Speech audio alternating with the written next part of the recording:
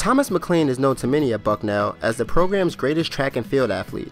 And for the East Orange, New Jersey native, playing sports was fitting in with the community. In the neighborhood back in those days, a whole neighborhood raised a child. And so I think that everyone there played sports and everyone got into sports. And it was competitive and you got recognition.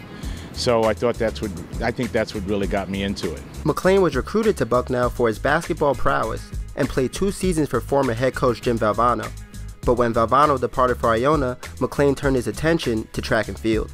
Basketball is king in Orange, New Jersey. So the way I got into track and field was we always trained for basketball. So basketball has the basketball season and the summer league. And that's where you made your name, in those 2 areas. So when I came here, I just went through my routine. I couldn't run cross country because basketball in college starts early, but I could run track. And the rest is history, as McLean earned many track accolades in his career. He became a 3-time All-American and was the first Bucknell athlete to win an individual NCAA championship in 1976. He was a finalist in the U.S. Olympic trials and was ranked 5th in the world in the 800-meter in 1977. Before McLean, it was about representing Bucknell on a big stage. I think what kept me going was all the opportunity, all the chances I had to prove to the world that someone could come from a school with just 3,300 and shock the world. After hanging up his spikes, McLean stayed around the sport, serving as executive director of USA Track and Field for 11 years. Kind of went up the ladder from assistant director of operations to director of administration to executive director of programs.